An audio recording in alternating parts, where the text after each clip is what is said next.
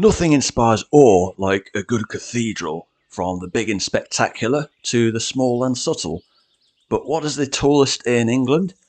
The answer itself may be relatively well known. As a hint, it has something to do with the legend of a deer being shot with an arrow, but more on that later. What I'd like to do is talk about three cathedrals which have held this record over the centuries.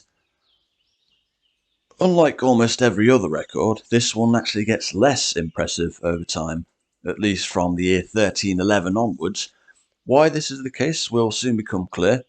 Let's begin with the story of a cathedral that was once the tallest building in the entire world. The city was once a Roman colonia, specifically Lindum Colonia, or Lincoln for short. The Roman Empire only became Christian during its latter stages, and even then the Romans were more into strict geometry than colossal heights, and then they abandoned Britain in the 5th century. The Anglo-Saxons repopulated the British Isles with their various kingdoms, during which period the archbishoprics of Canterbury and York were established. But it was the Normans that took cathedral building to new heights, so to speak. This included one at Lincoln.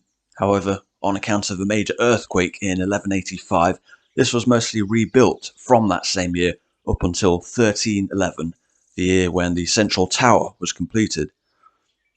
According to Lincoln Cathedral's official website, it stood at 160 metres tall, or 525 foot if you prefer, thus making it the tallest building in the world at that time.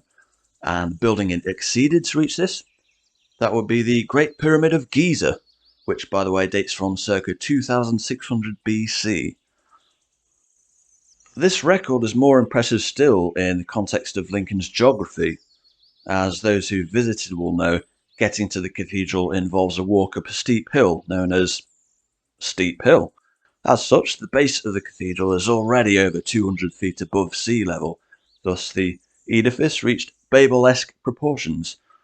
That was until the year 1548, when a fierce storm caused the central tower's spire to collapse.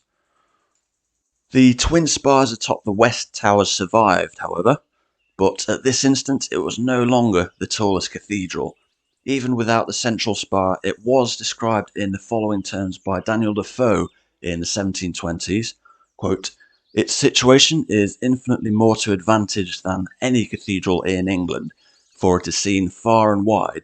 It stands upon an exceeding high hill, and is seen into 5 or 6 counties."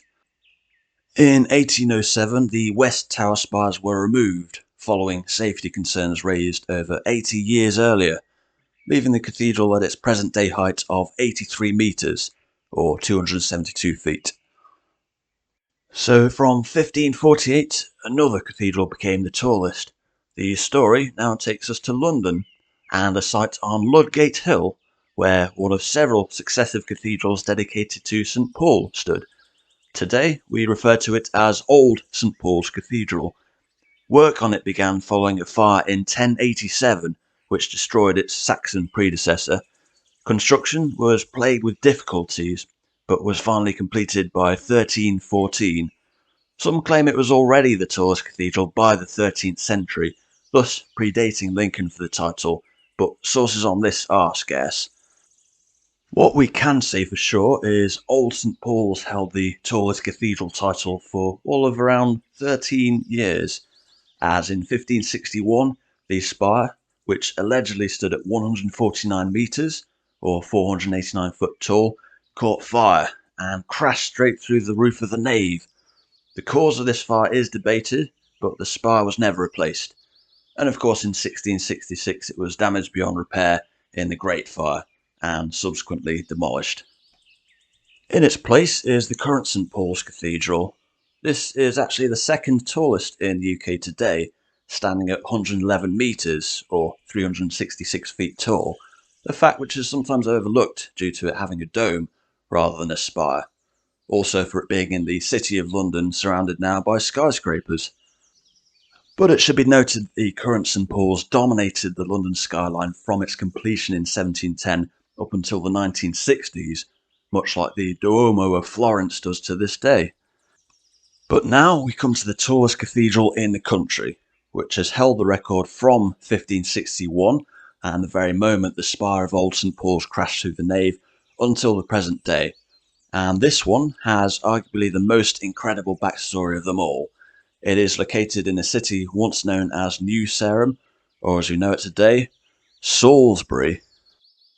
The story of not only the cathedral but the city itself dates back to the early 13th century. Around 2 miles to the north was another settlement, known in today's terms as Old Sarum. Situated on top of a hill, it boasted a cathedral of its own and a castle. A conflict emerged between the clergy and the military personnel garrisoned at the castle there, allegedly due to an insufficient supply of water.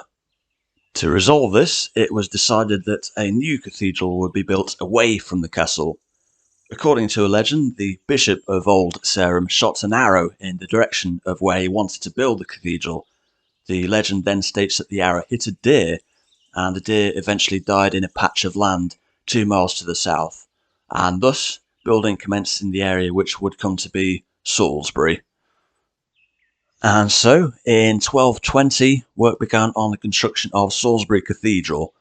Around the same time, the city itself was built from scratch in a grid layout, much like a 13th century equivalent of Milton Keynes, if you will. One of the most remarkable aspects of the cathedral, aside from its height, is its manner of construction. It was built by both skilled and unskilled workers, including men, women, and even children. In 1258, it was consecrated after 38 years of construction. The tower and spire were added later and were completed by the early 14th century. It stands at 123 metres, or 404 foot tall, though of course it spent over 200 years as merely the third tallest in England. In terms of architecture, it is arguably the purest example of the early English Gothic style, with none of the broad windows typically seen in Perpendicular Gothic, which came later. Aside from the spire, Salisbury also boasts Britain's largest cathedral close and cloisters. Within the cathedral itself is housed one of the 4 original copies of Magna Carta from 1215. The other 3 are found, coincidentally, in the 2 previously mentioned cities, with 1 in Lincoln and 2 in London. The cultural impact of Salisbury Cathedral is hard to overstate, being as it has inspired generations of artists, including Constable and Turner. Credit should be given to Christopher Wren, who oversaw extensive fortifications to the spire, thus saving it from a similar fate to that of Lincoln and Old St Paul's. Wren is of course responsible for the second tallest cathedral in England, namely the current St Paul's, as alluded to earlier.